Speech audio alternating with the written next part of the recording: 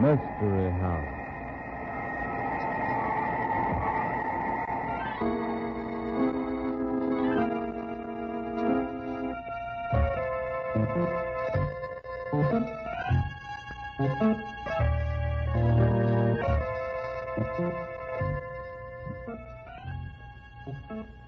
Mystery House, that strange publishing firm owned by Dan and Barbara Glenn, where every new novel is acted out by the Mystery House staff before it is accepted for publication. Mystery House.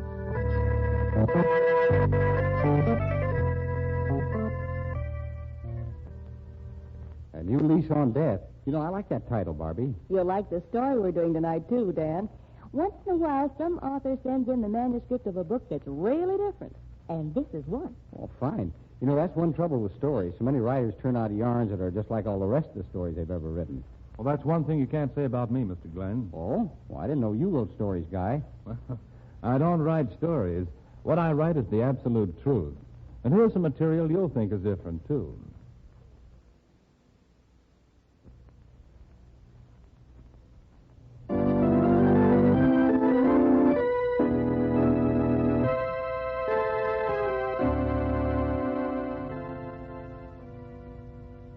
Well, let's get on with tonight's story, huh? Places, everybody. Set the scene, Guy. A new lease on death. The scene is a street in a rather undesirable part of town. A well-dressed couple is stopped by a seedy-looking character who is obviously after a handout. Pardon me, Bud. Suppose you could stick a guy to a sandwich and a cup of coffee? You sure it's for a sandwich? Oh, Larry, don't give the poor bum a lecture. Give him a quarter. Larry, What? I believe that. Larry. Oh, stop him. He's running away. Get him. Bring him back quick. Hey, you. Come back here. Hold on. Let go of me. Let go, I tell you. You haven't got any right to stop me. I can go where I please without... Great Scott. Miriam knew what you was talking about. All right. I made a mistake. If I'd have seen you, I wouldn't have stopped you. Now go on, leave me alone. Ken Starr.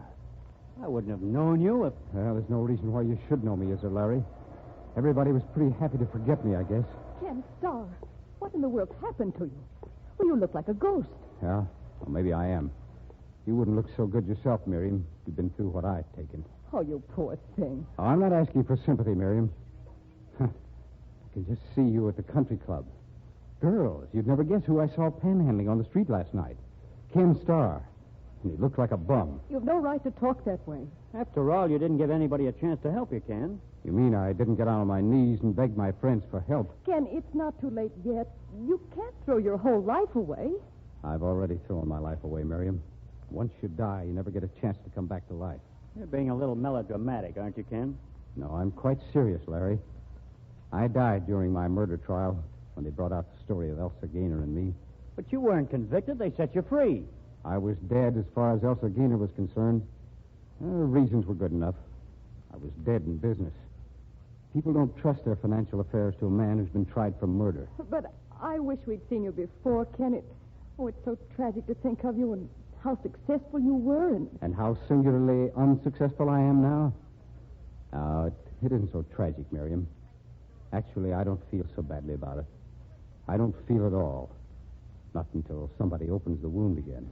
Ken, I've a little proposition to make you. No. Thanks, Miriam, but I'm not considering charity. This isn't charity. I've a proposition to bring you back to life. Really, Miriam? You run along, Larry.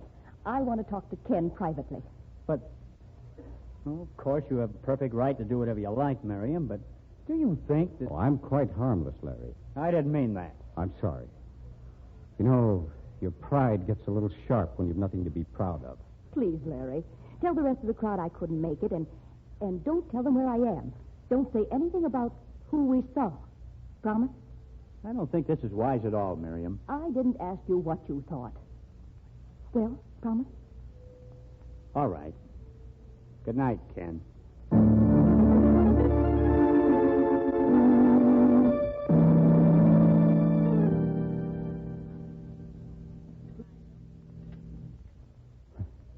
Gosh, Miriam, I've been eating so furiously, I didn't even look at your apartment.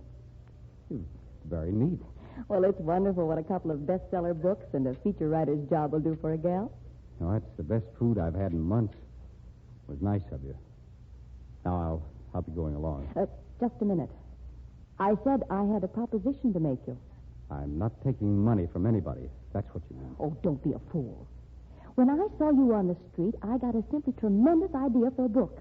The title's Comeback. It's the story of a man who deteriorates to nothing and then is given every tool to make a comeback. Very interesting. It's going to be a personal case history with nothing held back. Of course, we won't use your name, but it's going to be a story of you. A guinea pig for the laboratory? No, thanks. Oh, now, don't be stuffy.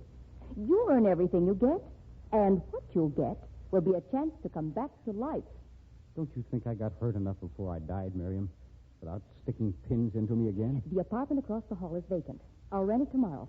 We'll say you've been in South America, and you built a new fortune down there. You've just come back and are ready to start in business again. No, I couldn't go through with it. You don't have enough money to... I have enough money to give you a good front. That's all you'll need. You always had more brains than any man in our crowd. With the right front, you'll soon be making a great deal, just like you did before. If I'm up to it. Well, how about it? Why? Well, give me a little time. No. You'll get more and more scared. You're deciding right now. All right. I'll give it a try.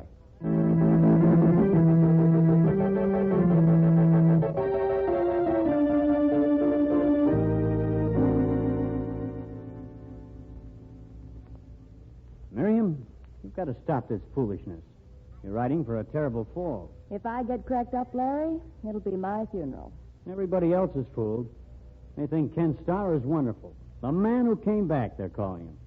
Well, I know he's the man who was brought back. He's getting away with it beautifully. But it can't last, Miriam. He doesn't have the stuff. He didn't have it when he went to trial for murder, and he's lost a lot since. An awful lot. He's a wonderful person, Larry. Life gave him some mighty swift kicks in the pants, but he's the same sweet guy always was underneath. He's just as clever and charming, coming to the surface. And you've no idea what a thrill it is to me to see him grow. Wait till he sees Elsa and her new husband. Watch him fall apart. This is a big town, Larry. With a little handling, he doesn't need to see either Elsa or Harlan McGrath. You're in love with Ken Starr, aren't you? Oh, you don't need to answer me. You're just as simple-minded about him as you were when he was carrying a torch for Elsa. Well, what if I am? I'm not going to see you throw your life away, Miriam. It isn't love, it's an old obsession. I think too much of you to let you wreck everything you have. If Ken Starr would have me, I'd marry him tonight. I've always felt that way. You're a writer and you're in love with drama. You can't tie yourself to a psychopathic case. He's not a psychopathic case. He's... All right, then arrange a dinner. Invite Ken and me. And also invite Elsa and Harlan McGrath. No. He isn't ready. Either you arrange that dinner or the show's all over. You wouldn't. You fool the rest of the town with your story about Ken getting back from South America. But you can't fool me. Remember? I was there. Either you have that dinner party or I'll blow your little game sky high.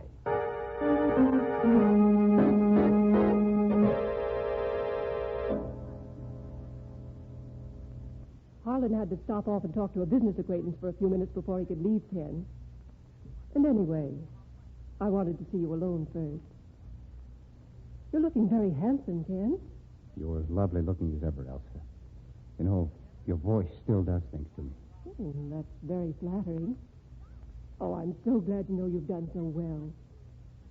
But I've missed you, Ken. I've never missed you, Elsa, because you've always been with me. Well, you've improved at making pretty speeches. This Harlan McGrath, this new husband of yours, did I ever know him? No, he was after your time. Oh, he's a grand person. You'll like him a lot. No, Elsa, I'm afraid I'm not that big. Ken, please, you won't make a scene. I couldn't bear No, it. you never could stand scenes, could you, Elsa? You'd always been shielded from unpleasantness of any kind till you married Bill Gaynor. And you got a big dose of the wrong side of life and ran to me for protection. Well, I suppose I should have testified at your trial, but I was so frightened. I never did believe you killed Bill, though. Oh, it's very big of you, Elsa. Maybe it was that I thought I knew who had killed him, and I was afraid to testify. I've always been such a coward. What? You had evidence that you held back? Evidence that would have cleared me? Well, I'm not sure. Ken, don't look at me like that. You frighten me. Well, oh, hello, Miriam. Larry. You two have had long enough for yourselves. We decided to join the party. From the look in your eye, Ken, I'd say Elsa still has that old black magic for you. Larry. We weren't talking about black magic, Larry. As a matter of fact, I was trying to get the dope on her husband. Oh, you like him. Everybody likes Harlan. This time, I'm afraid there's no excuse for you to come dashing to Elsa's rescue, Ken. Oh, by the way, where is Harlan? Well, there's no need to wait for him. He wasn't sure how long he'd be detained and said for us to go right ahead and start dinner. But shouldn't we wait? Nonsense. He won't mind a bit. And after all, you're supposed to be on time for dinner appointments. Well, if you're sure it's all right. Perfectly. Well, then we might as well go into the dining room right now. I've never been here for dinner before, Miriam. Which way? Right down the hall, Elsa. I'll lead the way. Here. Well, Harlan's already here. Harlan, why didn't you come into the living room? Well, he's sitting at the table. There's something wrong. Harlan, what's the matter? Why don't you say something? He's sick. Just a minute. Great Scott. He's dead. What? Oh, no. No, that can't be. Well, here we go again. I don't suppose there's a scratch on his right hand, is there? Yes. Yes, there is. It'll be filled with the deadly South American poison. Some detective will find some of it in my apartment, somewhere. Excuse me, this is where I came in. Ken, stop it. Get him away from that window. Ken, what do you think you're doing? Oh, if you let go of me, I'll jump, Miriam. Oh. I don't think I'm up to going through all this again. Oh, Larry, help me. Here. Oh. Sit down, Ken. I guess we'll have to call the police.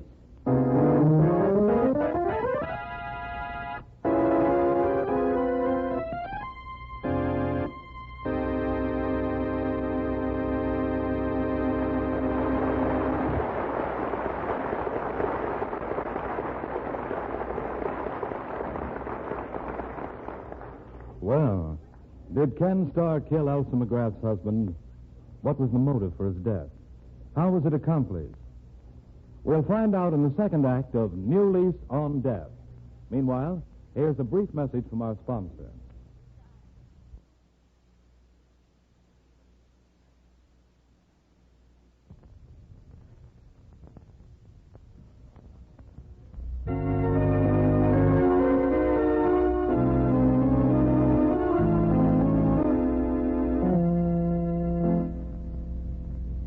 And now, Act Two of New Lease on Death. Detective Cedric Darnay has taken over and seems quite perplexed at what should be a simple case. You are most helpful, Mr. Starr. Sure, why not? I've been through all this before. It's a repeat performance. You'll find the poison in my apartment, just across the hall. Where? Well, I'm afraid I can't help you there, Darnay. You'll have to look around. But it'll be there. Don't you worry. You're admitting that you killed Miss McGrath? Sure, why not? No, he didn't do it, Mr. Darnay. He couldn't have done it. No? Why not? He was standing in the living room talking to Elsa McGrath when Larry Montag and I walked in. Elsa said her husband had been detained by a call on a business acquaintance. I see. You think, then, there is no possibility of collusion between Mrs. McGrath and Mr. Starr? Why, of course not. You concur in that opinion, Mr. Montag? Why, I guess so.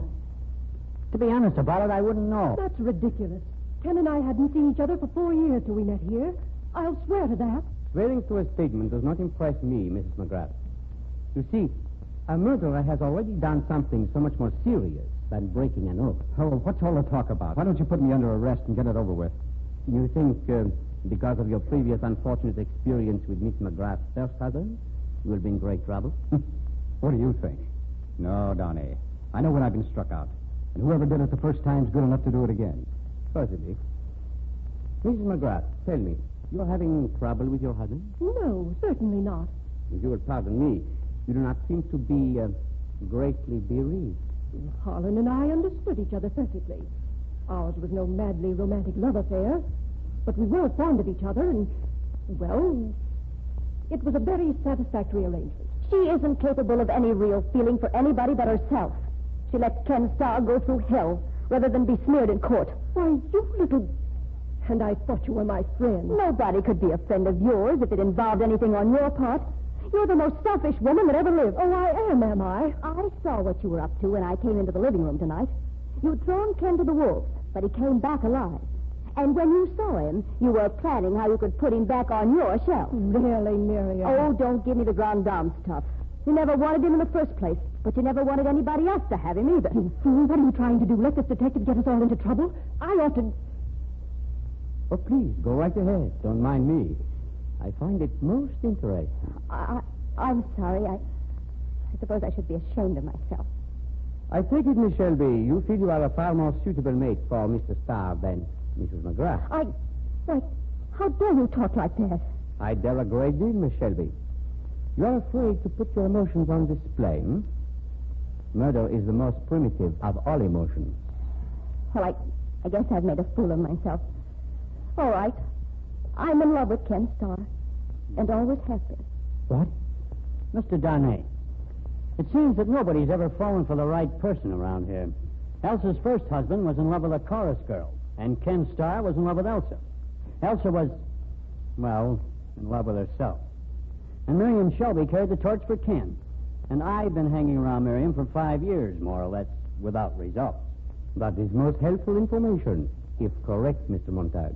Oh, it's correct, all right. It opens most interesting avenues of conjecture. Yeah? Like what? For example, your unrequited love for Miss Shelby. See here. Are you accusing me of murdering Harlan McGrath just to get Ken Starr out of the picture? I make no accusations, Mr. Montag. I merely theorize. I remember at the time of Bill Gaynor's death. Remember, I told you tonight, Ken. I had a feeling maybe I knew the murderer. Based upon what? Bill had said something about having to see Larry Montag and said he didn't know why Larry wanted to see him. That's a lie. I had no appointment with Bill Gaynor. I never had a business appointment with him in my life or his. It's a fine time to be tossing in a thing like that. Over 4 years after his murder. The meals of the gods grind slowly. Sometimes, Mr. Montag. As I recall, the same method was used for Mr. Gaynor's murder. Is that not correct? Sure. Identical. Well, why don't you run across the hall to my apartment and find the poison? Here are my keys. You are very bitter, Mr. Starr. Bitter? Why wouldn't I be bitter? Look, Mr. Darnay, I've been thinking. The dining room opens off the hall. You can come into it without going through the rest of the apartment. Yes? Larry could have made a business appointment with Harlan McGrath, met him, and scratched his hand with that poison. Then he could have brought him into the dining room, left him, and come up to the front entrance of the apartment. Miriam, you don't know what you're saying. Anyway, it won't stand up, Miriam. Why not? Nobody'd make the mistake twice of using his own name and setting a murder rendezvous. Elsa, was the appointment made at Harlan's office? Yes, why? Well, $5 will get you 50. But the records will show his appointment was with me. You see, I've been through all this before. I know just what to expect.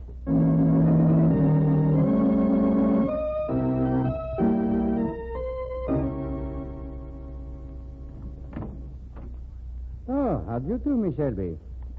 Sit down. I'm honored by having you visit my office. Ken told me. You found the poison in the back of a dresser drawer in his apartment. Yes. And the appointment was with Kenneth Starr, too. At least that name was used. Your theorizing was right last night, Mr. Darnay. It must have been Larry Montag. It had to be. He planned all this to get Ken out of the way. You seem more sure of yourself, Miss Shelby. I've a good reason for being positive. It was Larry Montag who planned that dinner party.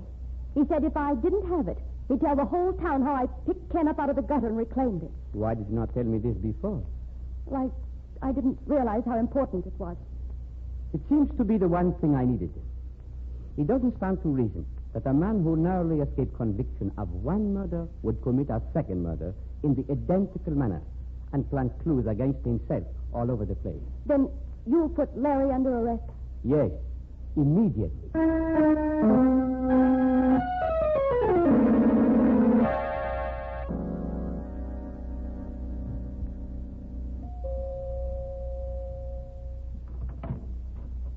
Why, hello, Ken. So Won't you come in? Elsa, you've heard about Larry Montag. They've arrested him, haven't they? Poor fellow. Well, things are different this time, Elsa.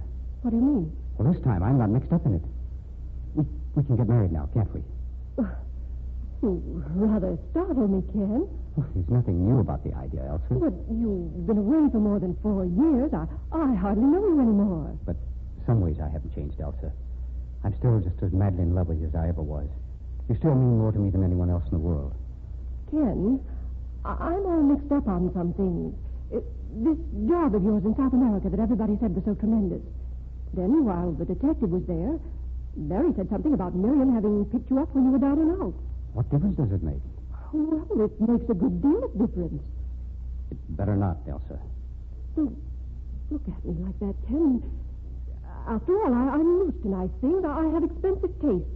I need a husband who has a good deal of money. Oh, I'll get money all right. Oh, you'll get it.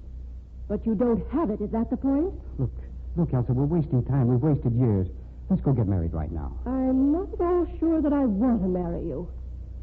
Oh, I guess Miriam and Larry were right about you. The only person you're in love with is yourself. See here, Ken Starr, you can't talk to me like that. I'll thank you to get right out of this house. Oh, you will, huh? And hurry up about it. You've got a lot of nerve ordering me out of your house after all the hell you've sent me through. I had nothing to do with your being arrested. You poor fool. You almost sent me to the electric chair. That telephone call to Bill Gaynor from Larry Montag was the important part of the whole setup. And you never came forward and told about it. What do you mean? I arranged things so it would look like somebody had planted evidence against me, tried to frame me. Then I called for the appointment and said I was Larry Montag. You said you were Larry Montag? Of course. That was to be where his perfect crime broke down, you see. All the evidence pointing toward me. But then that telephone call was to trip him up.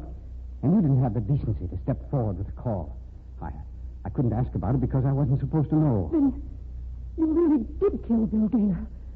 You're a murderer. Yes, I killed him for you. You wanted it done, didn't you? You said you wanted to marry me, that you couldn't stand living under the same roof with him. You made a bargain, I Elsa. thought I actually wanted you to commit murder. You did want me to do it. You said you'd marry me in a minute if anything ever happened to Bill. Well, something happened to him, all right. And you welched on your deal. You killed him. We had a contract. We're going to keep that contract if I have to kill every man who ever looks at you. You killed Holland, too. Yeah, it was almost too simple. I didn't cover up a thing. I deliberately set all the evidence against me. I used my right name when I called Harlan McGrath for an appointment. Said I wanted to talk to him about the death of your first husband. I didn't even bother about hiding the poison. I didn't even deny killing him. And nobody believed me. You won't get away with it. You'll go to jail. You'll be sentenced to death. You think you can scare me with death, Elsa? You think you can scare me with death? A man who's already been through it? No. I've nothing to lose, Elsa. I can risk anything to get back the life you can give me. You're insane. I wouldn't marry you if you were the last man on earth. You'll marry me or you don't ever marry anybody, Elsa. Put down that gun. You couldn't shoot me. You're too... I would not try to shoot if I were you, Mr. Starr. We're just having a little argument. I heard the argument, the whole thing. You were a most clever killer, Mr. Starr. Allow me to congratulate you on the extreme subtlety of your methods. So subtle that they seemed almost impossible. Thanks, Donnie. You overlooked only one thing. Oh? What's that? The obvious motive. Twice this lady's husbands were murdered, and each time you were in love with her. But you arrested Larry Montag. I fooled you enough for that. No. I arrested him because you had not spoken to the charming lady about marriage. You were afraid, and I arrested Montag to give you security. You're pretty clever yourself, Donnie. Thank you. I consider that a compliment from an expert. And now if you will come with me to the police station... Just a second. If you'll pardon me, there's one thing I have to do first. No! Get... You shot me. I'm ready now, Donnie. Here's my gun. You realize that this brutal murder of Mrs. McGrath will inevitably mean the electric chair for you? But I'm not afraid. Nothing to lose. Remember, this is where I came in.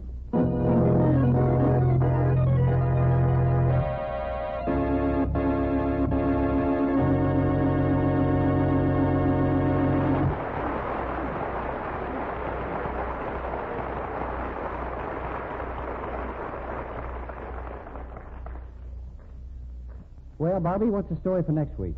It's a story about a newspaper reporter who gets fired from his job and plots a horrible murder as a result of it. Story about being fired, huh? It's a fast-moving story of revenge and how a hate-inspired mind works.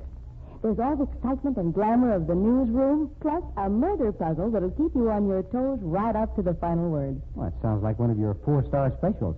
What's the title? It's called Death at Deadline.